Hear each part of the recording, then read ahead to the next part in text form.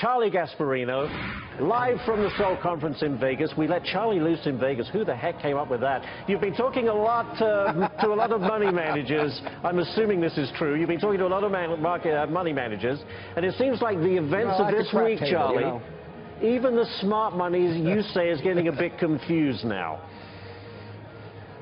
Well, listen, you can have a lot of fun in Vegas, but at this conference, what's great about it, you have the top money managers here, both on bonds and stocks. Everything is covered at this conference. And here's what we have. The anxiety that you see in Wall Street is reflected here among these top players. I mean, they don't know how to get their hands around, namely the political risk. And, political risk is something that does affect the markets. How will something in Washington impact policy that will impact markets? And here is the thing they're worried about, that the dysfunction in Washington, particularly in the Republican Party, where, there are people here are saying, listen, a third of Republicans themselves don't like Donald Trump, would like to see him fail. I mean, that's the number that's been bouncing around here from their sources. They hire consultants and figure out what's going on in Washington. So he may not get the lifeline he needs from his own party to sort of put some of this stuff to bed, some of the controversy, that his own party may join in the chorus, depending on what James Comey does in the future, or how James Comey releases these memos, as you know, that he allegedly took, that purport to say Donald Trump asked him to drop an investigation into Russian influence into former National Security Advisor Flynn.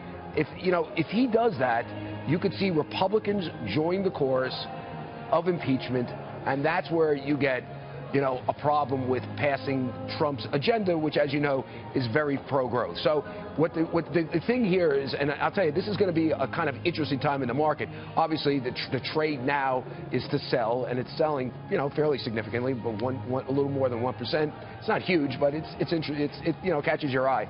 But the trade going forward will be very volatile. And I'll tell you, if you're the average investor, this is a time when you just sit back, and you got to see how the dust settles, because we don't know what's going to happen with President Trump going forward. Hopefully he survives. We don't know if he will. There is more than a theoretical chance he won't. You have to take that into account. And in that scenario, what happens to tax cuts and regulation cuts, which are driving the Trump market and the Trump trade right now, which is, buy stocks, particularly financials. I mean, that's where you really, so you got to wait until this dust settles. And the best way to wait is to watch us and listen to me here, because we got access to the pros. That's a very good point. And quickly, Charlie, and by the way, listen, very quickly, I want to get to this point, is that you've got a lot of contacts within the Trump administration. One of the one of the themes I'm picking up today, talking to senators, they're very frustrated. They're getting two stories or conflicting stories coming out of the Trump administration, and there's a belief that there needs to be a wholesale change in the communications team in the administration. Bring people in who are professional, can all get on the same page, and have a consistent message when something, when an issue comes up.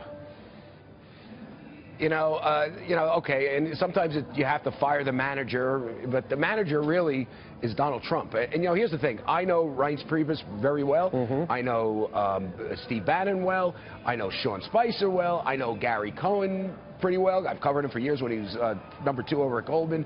I know a lot of his economic people well. These are all smart people, okay?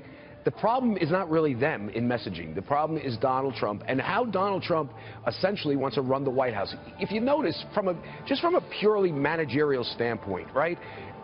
Companies report to the CEO, but there's usually a chief of staff that kind of directs the traffic. And that usually happens in most presidential administrations, too, because the chief of staff kind of cracks the whip and make sure the trains run on time. We really don't have that now. We have, even though Reince Priebus is the nominal chief of staff, we have about 5 or 6 chiefs of staff. So there's dysfunction in that. And here's where it really becomes a problem. If you get rid of Priebus, Bannon, Spicer, you name it, who are they going to recruit into this mess? I mean, it's really a difficult problem, and it has to come from Donald Trump. The president is going to have to want to be more disciplined, or, what they say, loose lips sink ships. And it may now be sinking his presidency. I don't want to see that happen, and you don't want to have it. But, as an investor, you have to weigh this in. It's more than a theoretical possibility. Just keep an eye on what's going on in Washington. It'll have a direct impact on your portfolio.